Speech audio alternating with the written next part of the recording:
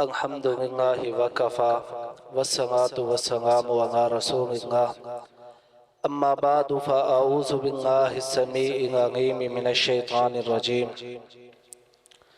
بسم اللہ الرحمن الرحیم۔ 9ویں پارے میں اللہ تعالیٰ نے 3 باتوں کا بہت زیادہ ذکر کیا ہے۔ سب سے پہلی بات یہ ہے اللہ تعالیٰ نے قال الذین استکبروا ذکر کیا ہے کہ صبر بڑی اہم چیز ہے۔ لوگوں میں صبر آ جائے یہ بہت اہم چیز ہے۔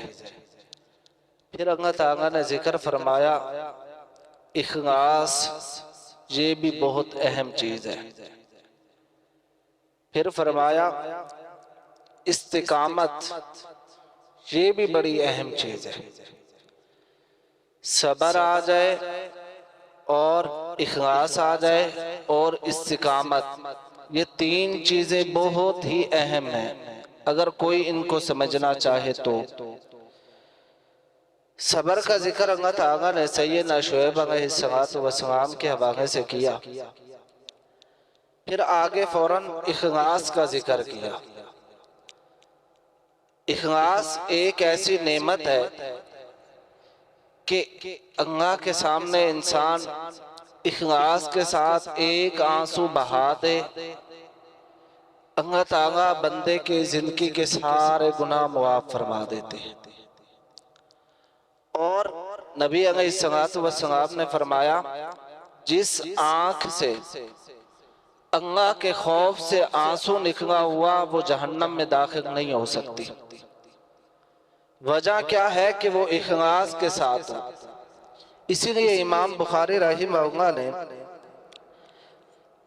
جب صحیح بخاری کی ابتدا کی، یہ احادیث میں سب سے اہم کتاب ہے صحیح بخاری، اس کی ابتدا ہی اخلاص کے ساتھ کی۔ سیدنا عمر رضی اللہ تعالیٰ عن عمر بن الخطاب رضی اللہ تعالیٰ عنہ قال النبی صلی اللہ علیہ وسلم انما الاعمال بالنیات، کہ انسان کا جو عمل ہے ساری چیزوں کا نچوڑ نیت پر ہے۔ نیت میں اخلاص ہو وہ قبول ہو جائے گا۔ اتنی بڑی عظیم کتاب لکھ رہے ہیں، نبی علیہ السلام کے فرامین کو جمع کر کے امت کو دینا ہے صحیح بخاری کی شکل میں۔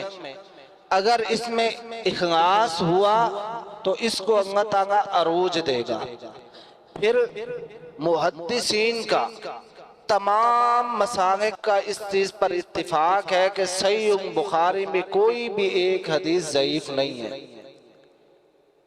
کوئی بھی، اس میں آپ اہل حدیث کو، اس میں آپ دیوبند کو، اس میں آپ بریلوی کو، سب کا اس چیز پہ اتفاق ہے صحیح بخاری پہ کہ اس میں ایک ذرہ برابر بھی بات ضعیف نہیں ہے۔ جو بھی بات نبی علیہ السلام کی من و عن ہے اسی طرح ہم تک پہنچی ہے۔ وجہ کیا ہے کہ اخلاص۔ اس کے اندر ایک واقعہ ذکر کیا ہے محدثین نے کہ اخلاص ہو تو اللہ تعالیٰ بڑے بڑے کام کروا دیتا ہے۔ ایک شخص تھا، اس نے اپنی زندگی کا ایک مقصد بنا لیا تھا کہ میری زندگی کا مقصد ہے کہ میں نے اپنے خواب میں نبی پاک کی زیارت کرنی ہے۔ ذرا توجہ کیجئے گا، شخص نے زندگی کا مقصد بنایا کہ میں نے کیا کرنا ہے، بس کچھ دنیا کا نہیں کمانا، مجھے اللہ تعالیٰ میرے پہ رحمت فرما دے، میرے خواب میں نبی پاک کی زیارت ہو جائے، میں نے نبی پاک کا دیدار کرنا ہے۔ اس کے لیے وہ بے شمار علماء کے پاس جاتا، بے شمار عبادات کرتا، بے شمار عبادات کے اندر اللہ سے گر گڑا کے دعائیں کیا کرتا، زیارت نہیں ہوئی۔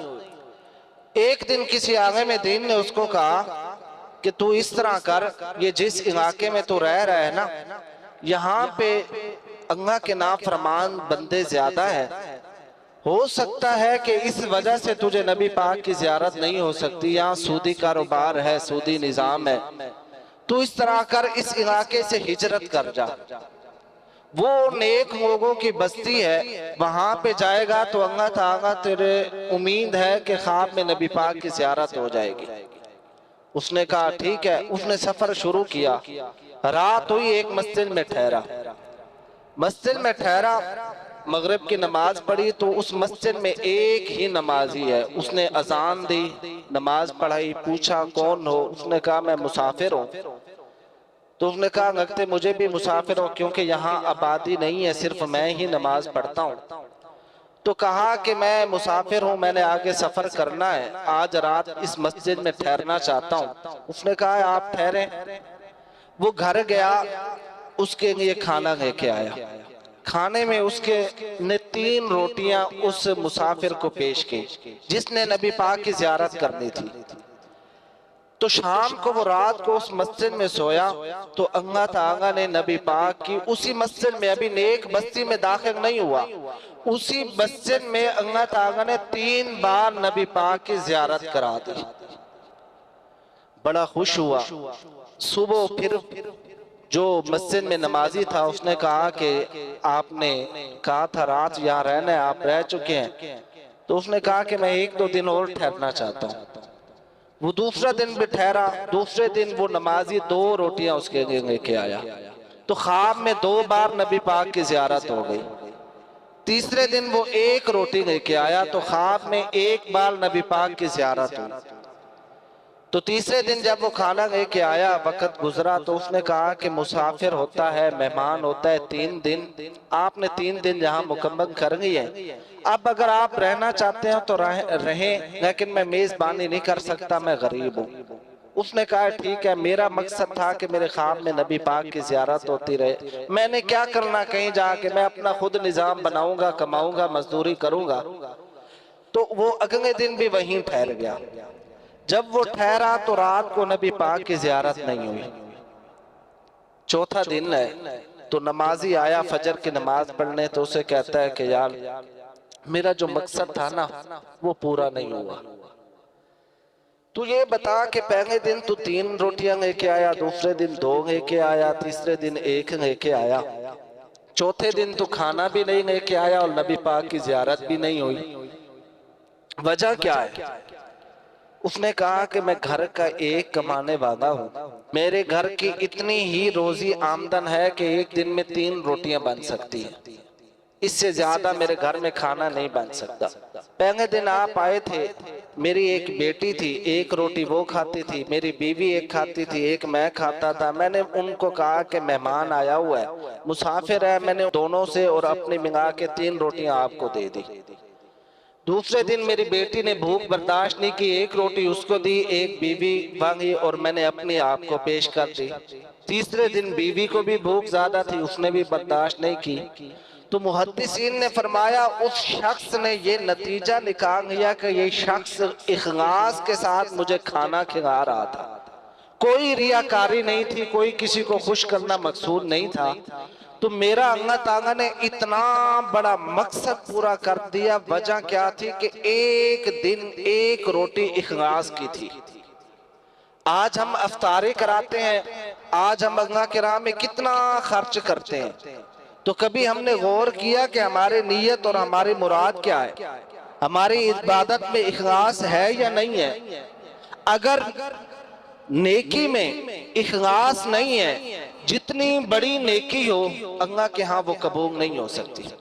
آئیے آپ کو پیارے پیغمبر جناب محمد صلی اللہ علیہ وسلم، میں نے اس پارے سے یہ نچوڑ نکال کے آپ کے سامنے اس لیے بیان کر رہا ہوں کہ ہم قرآن سن رہے ہیں، تراویح پڑھ رہے ہیں، تو ہمارے دل میں یہ ہو کہ صرف ہم نے اللہ کی رضا کے لیے عبادت کرنی ہے، کسی کو خوش کرنا مقصود نہیں ہے، کسی کو دکھاوا مقصود نہیں ہے، ریاکاری ہمارے اعمال میں نہیں ہونی چاہیے، اگر ریاکاری ہوئی تو بڑے بڑے اعمال برباد ہو جائیں گے۔ نبی علیہ السلام نے فرمایا کہ جہنم کی آگ کی ابتدا کہاں سے کی جائے گی؟